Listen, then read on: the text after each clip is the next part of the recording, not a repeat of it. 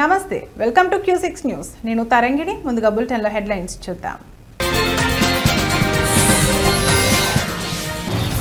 Visakha growth hub నీతి ఆయోగ్ తో CM Chandrababu భేటీ మూలపేట కాకినాడ మధ్య beach రహదారి అభివృద్ధిపై చర్చ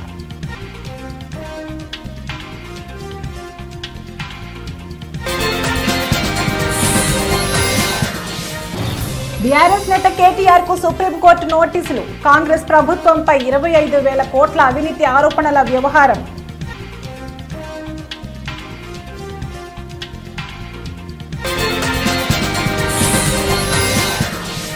తొక్కిసలాట ఘటనపై కర్ణాటక ప్రభుత్వం కీలక నిర్ణయం సీఎం రాజకీయ కార్యదర్శిపై వేటు ఇంటెలిజెన్స్ చీఫ్ బదిలీ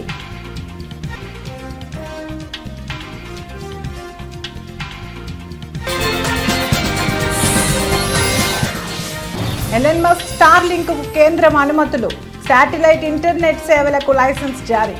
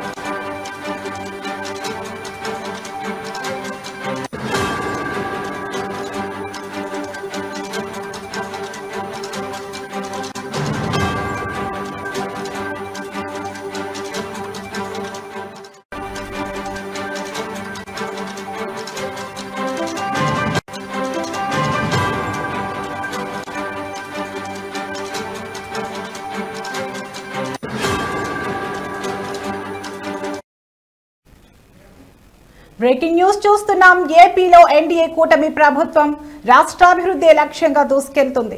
ఈ క్రమంలో ఇప్పటికే సీఎం చంద్రబాబు రాష్ట్రంలో పలు సంస్కరణలు తీసుకువస్తున్న విషయం తెలిసిందే. ఈ నేపథ్యంలో వికసిత్ భారత్ లక్ష్యంగా నగరాలను ఆధారంగా చేసుకుని నీతి ఆయోగ్ ఆర్థిక ప్రణాళికలను రచిస్తోంది.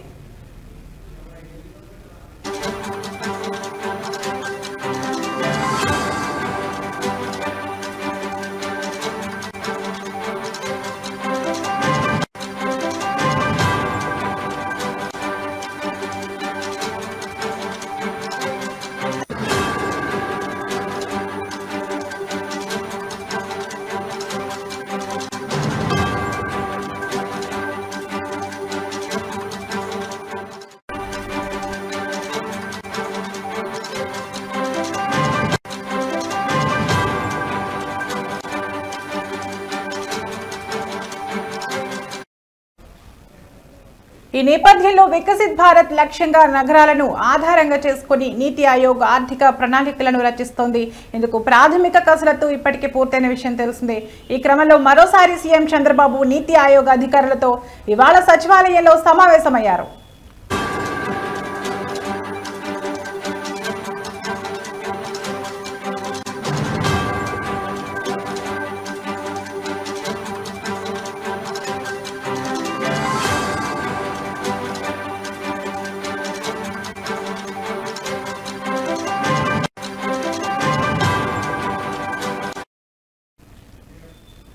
ఏపీలో ఎన్డీఏ కూటమి ప్రభుత్వం రాష్ట్రాభివృద్ధి లక్ష్యంగా దూసుకెళ్తుంది. ఈ క్రమంలో ఇప్పటికే సీఎం చంద్రబాబు రాష్ట్రంలో పలు సంస్కరణలు తీసుకువస్తున్న విషయం తెలిసిందే.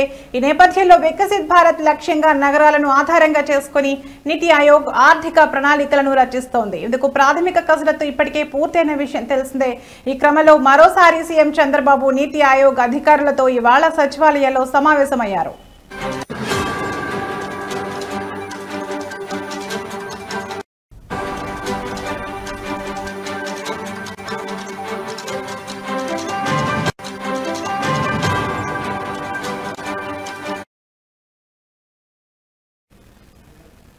ఈ సందర్భంగా సీఎం మాట్లాడుతూ రాబోయే 7 సంవత్సరాలలో విశాఖపట్నంను మరో ముంబైగా తీర్చిదిద్దాలన్నారు. ఈ క్రమంలో 20 లక్షల మందికి వర్క్ ఫ్రం హోం కల్పిస్తామని సీఎం చంద్రబాబు పేర్కొన్నారు. ఈ నేపథ్యంలో విశాఖపట్నం, విజయనగరం, శ్రీకాకుళం, అనకాపల్లి, కాకినాడ, తూర్పుగోదావరి, ఏఎస్ఆర్ మరియు మన్యం మరియు ఈ 8 జిల్లాల జోన్ అంతటా ఆర్థిక కార్యకలాపాలను పెంచే ప్రాజెక్టులను అభివృద్ధి చేయాలని సీఎం చంద్రబాబు అధికారులను ఆదేశించారు. వివిధ ప్రాజెక్టుల కోసం 1,00,000 నగరాలను గుర్తించాలని కూడా ఆయన ఆదేశించారు.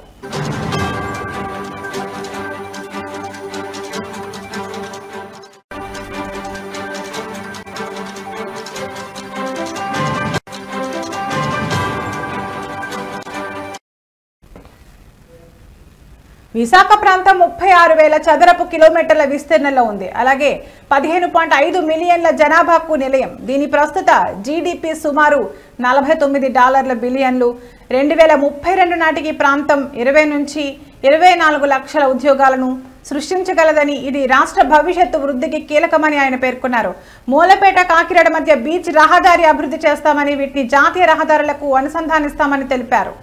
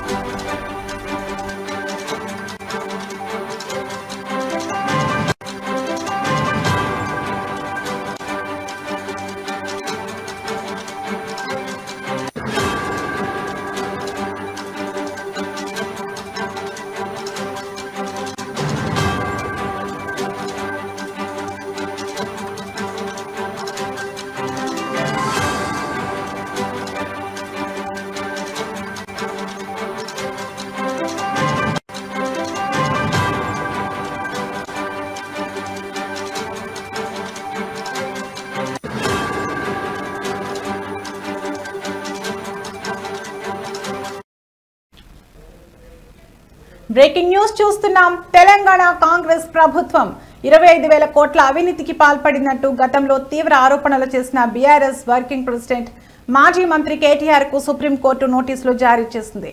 ఈ ఆరోపణలకు సంబంధించి ఆయనపై నమోదైన కేసులో ఈ పరిణామం చోటు చేసుకుంది.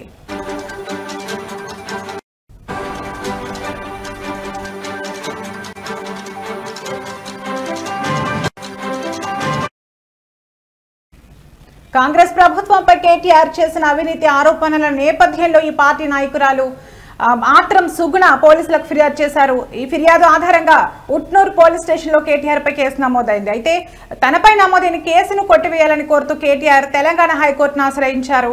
హైకోర్టులో ఆయనకు అనుకూలంగా తీర్పు వెలువడింది.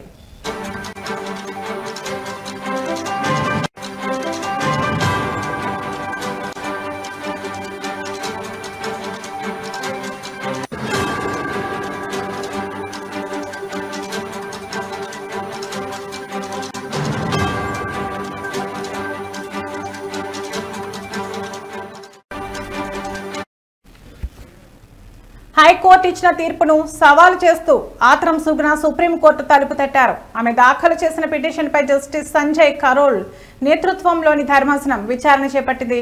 పిటిషనర్ వాదనలు విన్న ధర్మాసనం ఈ పిటిషన్పై ప్రతివాదిగా ఉన్న కేటీఆర్ కు నోటీసులు జారీ చేసింది. 4 వారాల్లోగా తమ స్పందన తెలియజేయాలని కేటీఆర్ ను ఆదేశిస్తూ తదుపరి విచారణను ధర్మాసనం వాయిదా వేసింది.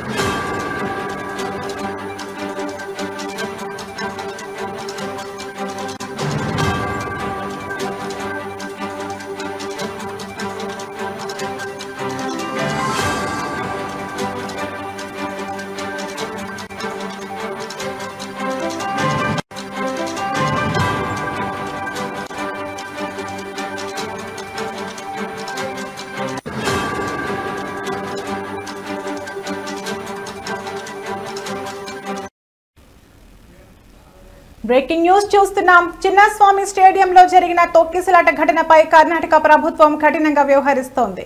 ఈ దుర్ఘటనకు బాధ్యులని భావిస్తున్న పలువురు కీలక అధికారులపై చర్యలు తీసుకుంటున్న సిద్ధరామయ్య ప్రభుత్వం తాజాగా మరో సంచలన నిర్ణయం తీసుకుంది.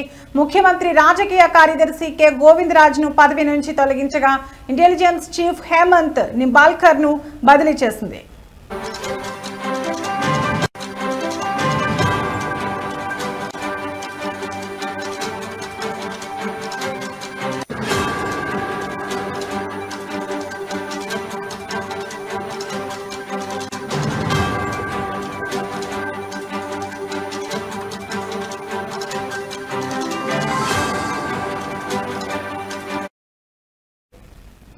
బెంగళూరులో జరిగిన తొక్కిసలాట ఘటన రాష్ట్ర వ్యాప్తంగా తీవ్ర కలకలం రేపిన విషయం విదితమే. ఈ ఘటనపై తీవ్రంగా స్పందించిన ప్రభుత్వం ఇదివరకే గురువారం బెంగళూరు నగర పోలీసు కమిషనర్తో పాటు మరికొందరు కీలక పోలీసు అధికారులను సస్పెండ్ చేసింది. ఈ చర్యలు తీసుకున్న మరుసటి రోజే శుక్రవారం మరో 2 ఉన్నతాధికారులపై వేటు వేయడం గమనార్హం.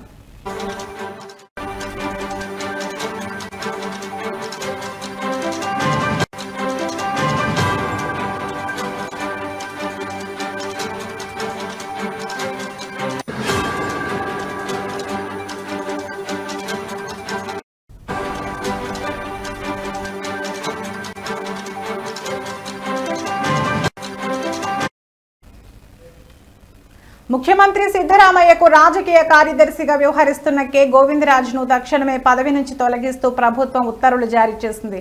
అదేవిధంగా హేమంత్ నింబాల్కర్ను ప్రస్తుత బాధ్యతల నుంచి తప్పించి బదిలీ చేసింది.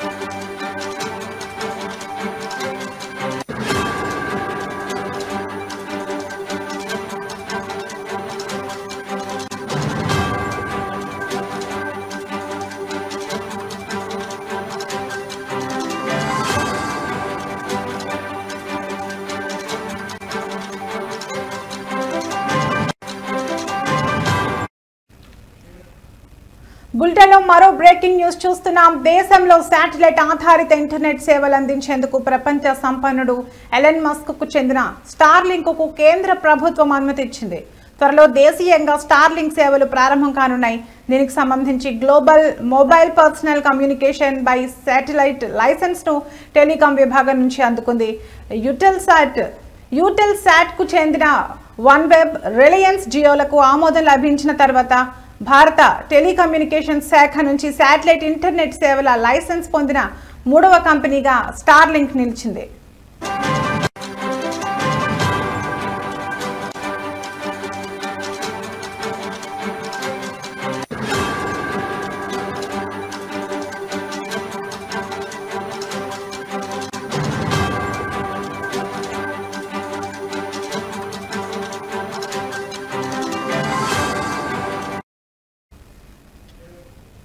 దరఖాస్తు చేసుకున్న 20 రోజుల్లో ట్రయల్ స్పెక్ట్రమ్ మంజూరు చేయనున్నట్లు టెలికాం విభాగం వర్గాలు తెలిపాయి. స్టార్లింక్ 2021 నుంచి భారత శాటిలైట్ కమ్యూనికేషన్ మార్కెట్లోకి అడుగు పెట్టడానికి ప్రయత్నిస్తోంది. స్టార్లింక్ ప్రస్తుతం 125 దేశాల్లో శాటిలైట్ సేవలు అందిస్తోంది. మరో బిలియనియర్ జెఫ్ బెజోస్ యాజమాన్యంలోని అమెజాన్ కైపర్ కూడా దరఖాస్తు చేసుకుంది. అయితే ఇంకా ఆ దరఖాస్తు పెండింగ్ లో ఉంది. ఇక యాపిల్ కు చెందిన గ్లోబల్ స్టార్ కూడా దేశంలో శాటిలైట్ ఆధారిత బ్రాడ్బ్యాండ్ సేవలు అందించేందుకు ఆసక్తి చూపిస్తున్న కంపెనీల జాబితాలో ఉంది.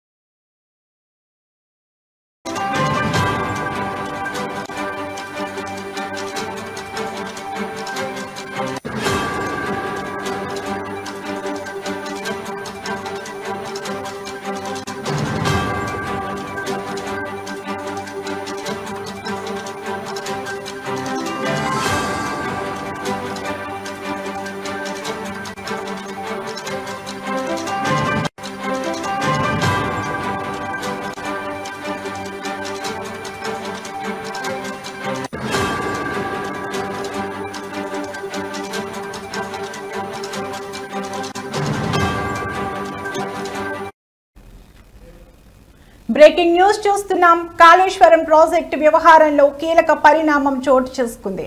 బీఆర్ఎస్ హయాంలో ఆర్థిక మంత్రిగా బాధ్యతలు నిర్వర్తించిన ప్రస్తుత బీజేపీ ఎంపీ ఈటెల రాజేందర్ ను ఇవాళ Kaleshwaram judicial commission విచారించింది.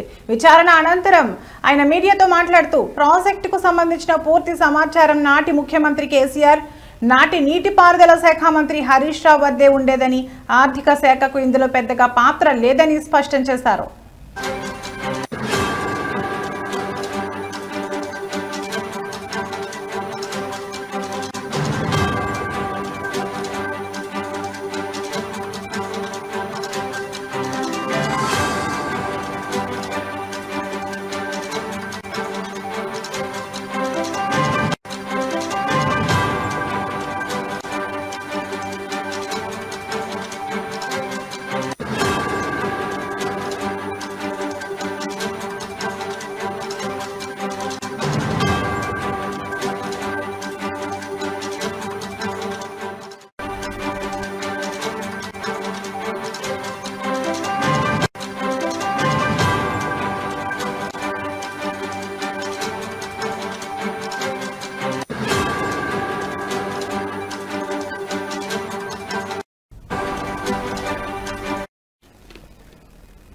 Kaleshwaram project వ్యవహారంలో నా పాత్ర ఏమీ లేదు అని ఈటెల రాజేందర్ తేల్చి చెప్పారు.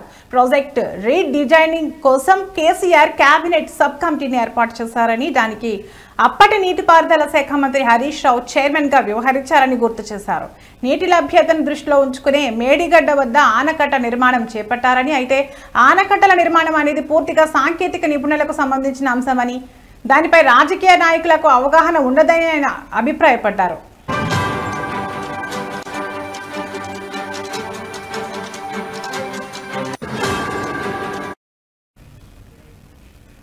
ప్రాజెక్టు వ్యయం గురించి ప్రస్తావిస్తూ మొదట కాళేశ్వరం ప్రాజెక్టుకు 63,000 కోట్లతో ప్రతిపాదన చేశారు. తర్వాత అనేక కారణాలతో ప్రాజెక్టు వ్యయం 82,000 కోట్లకు పెరిగిందని ఈటెల వివరించారు. కమిషన్ తనను ఆర్థిక పరమైన అంశాలపై ప్రశ్నలు అడిగిందని, కాళేశ్వరం కార్పొరేషన్ రుణాలపై ఆర్థిక శాఖ ప్రమేయం ఉందా అని ప్రశ్నించిందని తెలిపారు. దీనికి ఆర్థిక శాఖకు ఏమాత్రం సంబంధం లేదని, ఇది పూర్తిగా ఇరిగేషన్ శాఖకు సంబంధించిన విషయమని తాను కమిషన్కు స్పష్టం చేసినట్లు చెప్పారు.